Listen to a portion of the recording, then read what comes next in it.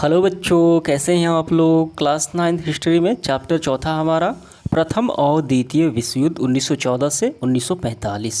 आइए इस चैप्टर के अभ्यास के प्रश्नों को हम लोग संपूर्ण हल करते हैं। तो सबसे पहले अति लघु उत्तरीय प्रश्न क्रमांक पहला, सेराजेवो में किसकी हत्या की गई वो बताना है। तो प्रथम विश्व युद्ध का जब हम तत्कालिक कारण देखते हैं तो आर्क ड्यूक फ्रांसिस फर्डिनेंड, ठीक है, तो इनकी हत्या की गई कहाँ, सेराजेवो में। आपको आंसर ऐसे लिखना है, ऑस्ट्रिया के राजकुमार आर्क ड्यूक फ्रांसिस फर्डिनेंड की बोस्निया की राजधानी सेराजेवो में हत्या की गई।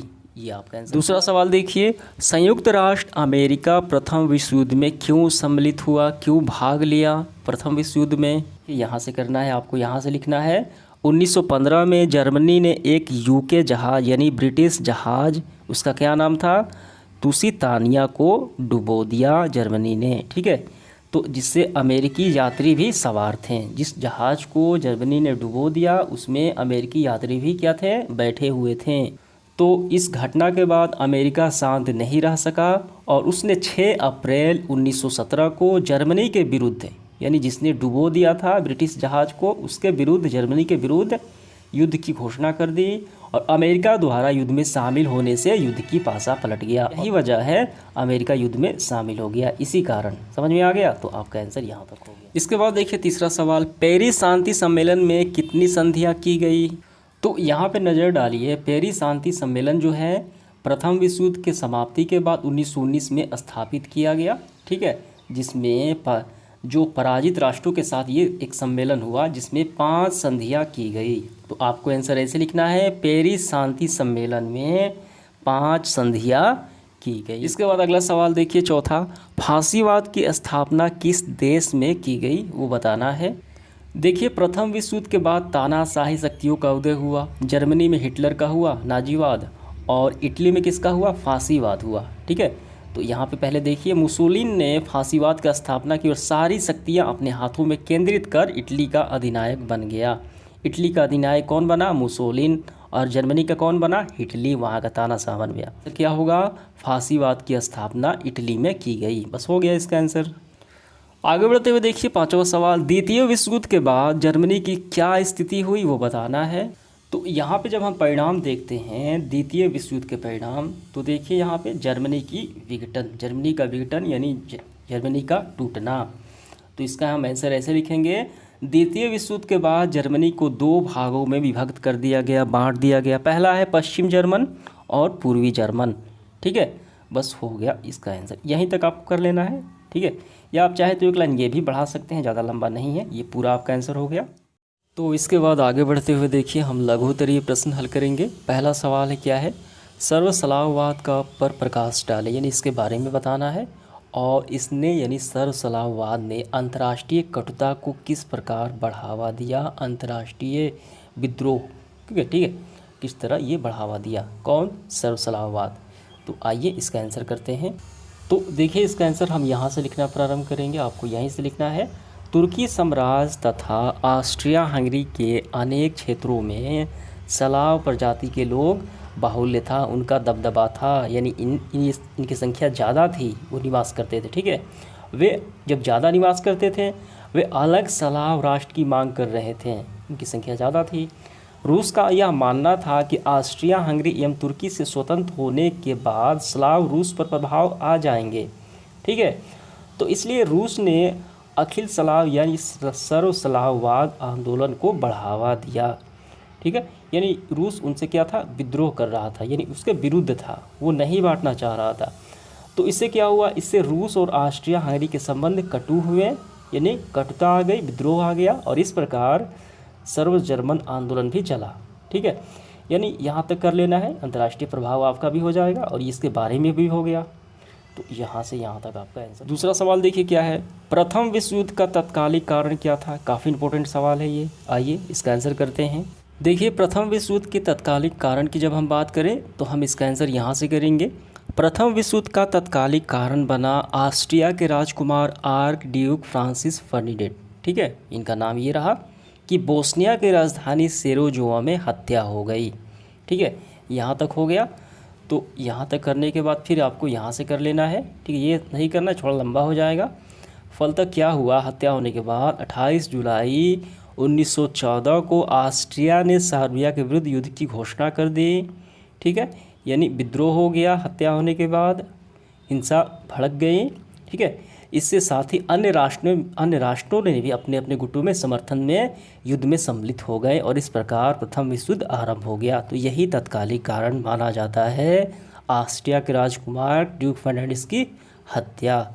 ठीक है, तो इसका आंसर। इसके बाद देखिए तीसरा सवाल क्या है, पेरिस शांति सम्मेलन क्यों बुलाया गया, बुलाने का क्या कारण है, इसके क्या कार्य थे। इनमें दो सवाल है, पहले कारण बताना है बुलाने का और इसके क्या कार्य थे पेरिस शांति सम्मेलन का। आइए पहले थोड़ा हम लोग समझ लेते हैं और उसके बाद इसका आंसर करेंगे। पेरिस शांति सम्मेलन, ठीक है, तो पेरिस शांति सम्मेलन जो है प्रथम विश्व युद्ध के समाप्ति के बाद, ठीक है, और विश्व शांति के उद्देश्य से जो जनवरी 1919 में ये सम्मेलन पारित किया गया और इस सम्मेलन में 27 देशों ने भाग लिया। ठीक है, और इसमें अमेरिका के राष्ट्रपति, इंग्लैंड के प्रधानमंत्री और फ्रांस के प्रधानमंत्री का प्रभाव था। इनके प्रतिनिधित्व में ये सम्मेलन पारित हुआ और ये सम्मेलन जो है जो राष्ट्र प्रथम विश्व युद्ध में जीत गए थे विजित राष्ट्रों द्वारा जो पराजित राष्ट्र है उनके साथ 5 संधियाँ की गई। ठीक है, और इन संधियों का जो उद्देश्य था यहाँ पे दिया गया है, अस्त्र शस्त्रों को कम करना, ठीक है, स्वतंत्रता को बनाए रखना, समुद्र की क्षमता को बनाए रखना और आर्थिक प्रतिबंधों को समाप्त करना, ये सारे कार्य करने के लिए संधियाँ अपनाई गई। तो ये आपको समझ में आ गया। तो इसका आंसर हम कैसे लिखेंगे, का आंसर ऐसे लिखना है, विश्व युद्ध की समाप्ति के पश्चात विजित राष्ट्रों ने जो राष्ट्र जीत गए थे पेरिस में एक शांति सम्मेलन का आयोजन 1919 में किया। इसमें 27 देशों ने भाग लिया। ठीक है, इसमें अमेरिका के राष्ट्रपति, इंग्लैंड के प्रधानमंत्री और फ्रांस के प्रधानमंत्री का प्रभाव था, जिसमें पराजित राष्ट्रों के साथ जो देश हार चुके थे अलग अलग सम्मेलन में पराजित राष्ट्रों के साथ 5 संधियाँ की गई। तो ये है पेरिस शांति सम्मेलन। ठीक है, अब इसके कार्य हमें बताना है, तो कार्य लिख के आपको डैश देना है और यहाँ से आपको कर लेना है। देखिए इसमें विश्व शांति के तत्व निहित है। इसमें गुप्त संधियाँ, ठीक है, गुप्त संधियों को समाप्त करने, समुद्र की स्वतंत्रता बनाए रखने, आर्थिक प्रतिबंधों को समाप्त करने, अस्त्र शस्त्र को कम करने, ये सारे कार्य के लिए ये अपनाई गई। ठीक है, यहाँ तक हो गया इसका कार्य। तो इसका आंसर आपको समझ में आ गया।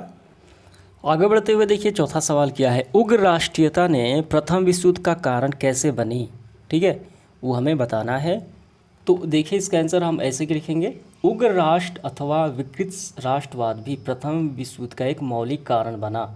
यूरोप के सभी राष्ट्रों में, यूरोप के जितने भी देश थे उनमें समान रूप से विकास हुआ और यह भावना तेज़ी से बढ़ती गई और समान जाति, धर्म, भाषा और ऐतिहासिक परंपरा के व्यक्ति एक साथ मिलकर रहें और कार्य करें तो उनकी अलग पहचान बनेगी और इसकी प्रगति होगी, विकास होगा।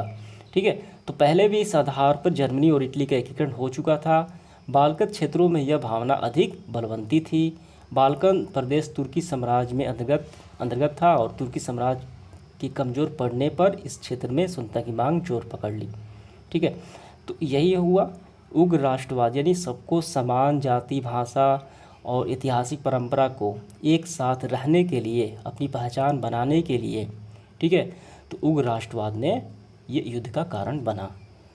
इसके बाद देखिए पांचवा सवाल, वर्साय की संधि द्वितीय विश्व युद्ध के लिए किस प्रकार उत्तरदायी बनी, स्पष्ट करें। काफ़ी इंपॉर्टेंट सवाल है। ठीक है, तो देखिए इसका आंसर हम ऐसे लिखेंगे, वर्साय की संधि, इस संधि ने 440 धाराएं थी। ठीक है, वर्साय की संधि में 440 धाराएं थीं जिनमें जर्मनी को राजनीतिक, सैनिक और आर्थिक दृष्टिकोण से पंगु बना दिया था, बाधक बना दिया था। ठीक है, उसका शोषण ये बना दिया था, ये वर्साय की संधि। ठीक है, तो वर्साय की संधि होने से वहाँ के जो निवासी थे जर्मन के, ये इसका विरोध कर रहे थे। तो हिटलर ने इसका विरोध का फ़ायदा उठाकर जनता की तरफ से हो लिया और उनका शोषण करते हुए उनका क्या बना, तानाशाह बन बैठा।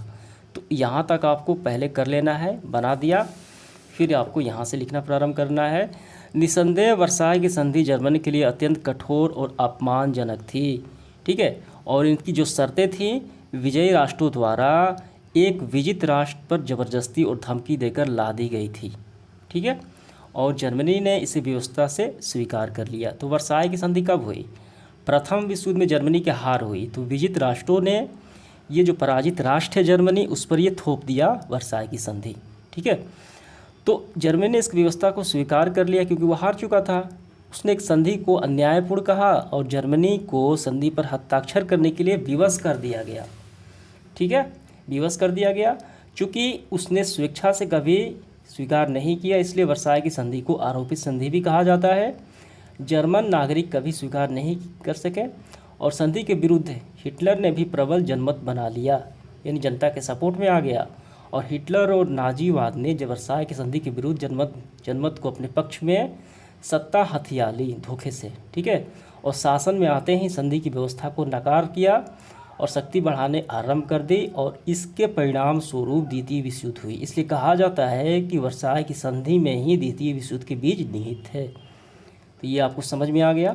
तो हुए देखिए 6 नंबर सवाल, द्वितीय विश्व युद्ध जो है प्रथम विश्व युद्ध का ही परिणाम था, स्पष्ट करें। जी बिल्कुल था, क्योंकि द्वितीय विश्व युद्ध कैसे हुआ? वर्साई की संधि के कारण हुआ और हिटलर के कारण हुआ, यानी जर्मन के कारण ही मुख्य रूप से माना जाता है द्वितीय विश्व युद्ध का होना। ठीक है, तो पहले इसको हम लोग थोड़ा समझ लेते हैं। देखिए द्वितीय विश्व युद्ध के कारण हम देखेंगे वर्साई के अपमानजनक संधि और तानाशाह शक्तियों का उदय, यानी जर्मन का उदय। हम यहाँ से करेंगे प्रथम विश्व युद्ध के द्वितीय विश्व युद्ध के बीज बो दिए गए। किसके द्वारा? वर्साई के संधि द्वारा। पराजित राष्ट्रों के साथ जिस प्रकार व्यवहार किया गया, यानी वर्साई की संधि की गई जर्मनी पर, इससे वे अपमानजनक समझने लगे अपने आप को।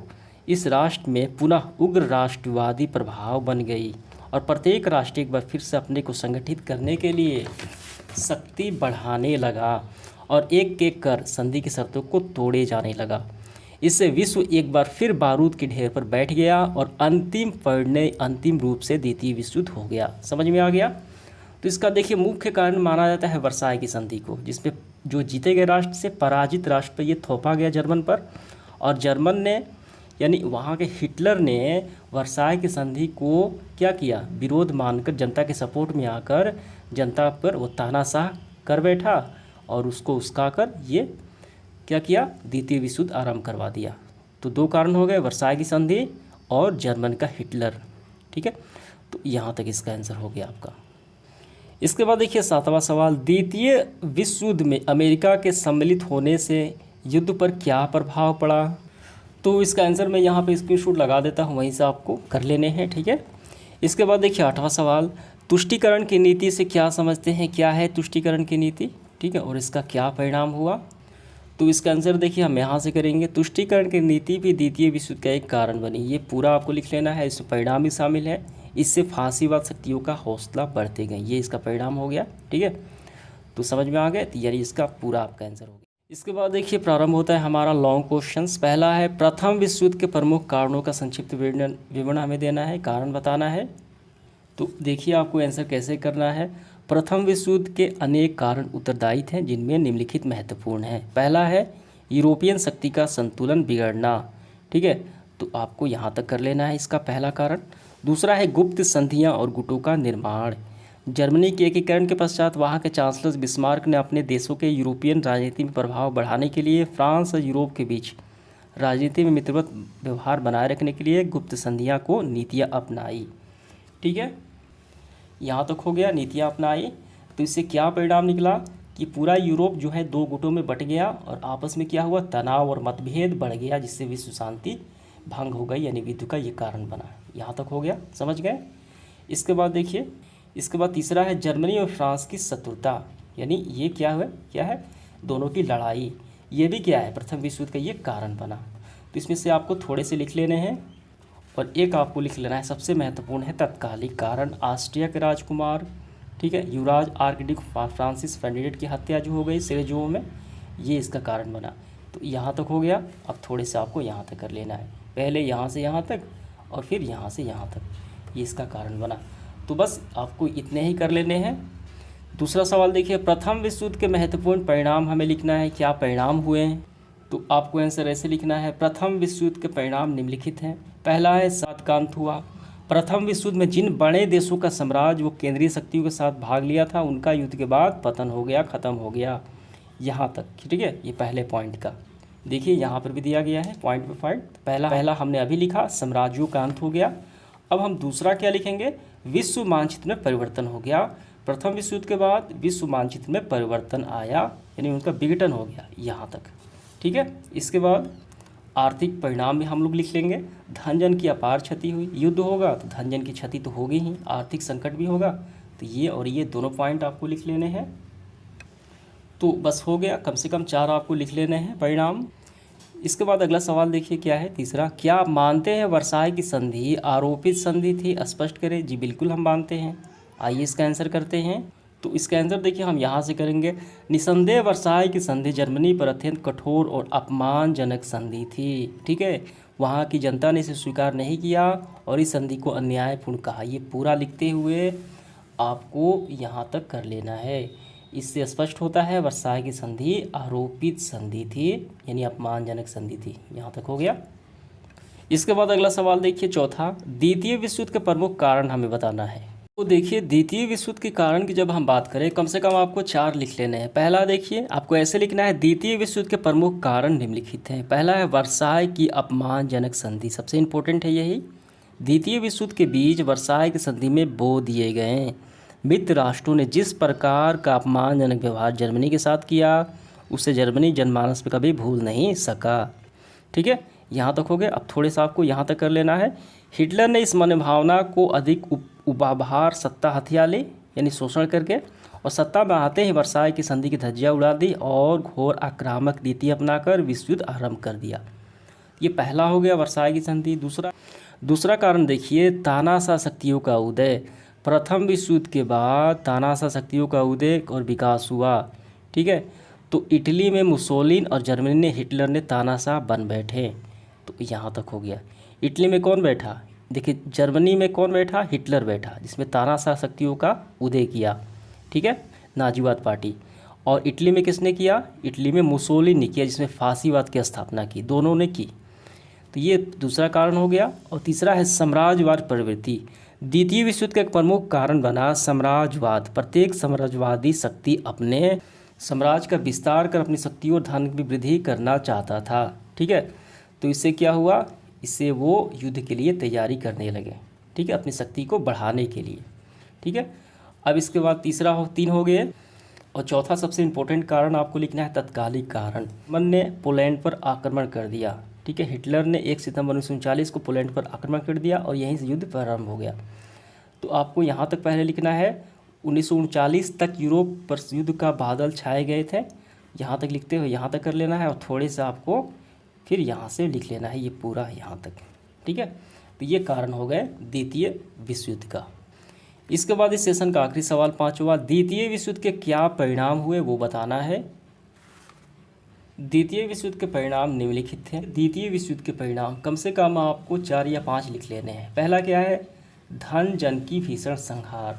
तो पहला पॉइंट आपको लिखना है, द्वितीय विश्व युद्ध के परिणाम निम्नलिखित थे। पहला है धन जन का भीषण संहार। युद्ध होगा तो धन और जन का क्षति होगी ही, धन की भी होगी और मानव की भी होगी। ठीक है, द्वितीय विश्व युद्ध में प्रथम विश्व की तुलना में धन जन की आर्थिक क्षति हुई। अनुमान के अनुसार इस युद्ध में दोनों पक्षों में 5 करोड़ अधिक लोग मारे गए और सर्वाधिक संख्या सोवियत की थी, यानी रूस की थी। ठीक है, और लाखों लोग बेघर हो गए। ये पहला हो गया परिणाम। अब दूसरा आपको लिखना है, औपनिवेशिक युग का अंत हो गया। यहाँ तक हो गया। तीसरा, फांसीवाद शक्तियों का सफाया हो गया। यहाँ तक हो गया। ठीक है, अब इसके बाद सबसे देखिए इंपॉर्टेंट ये भी है, जर्मनी का विघटन हो गया। जर्मनी 2 भागों में बट गया, पहला पश्चिमी जर्मनी और दूसरा पूर्वी जर्मनी। ठीक है, यहाँ तक हो गया। तो ये समझ में आ गया आपको इसके परिणाम क्या निकले, और इस तरीके से हमारा सेशन समाप्त हुआ। धन्यवाद।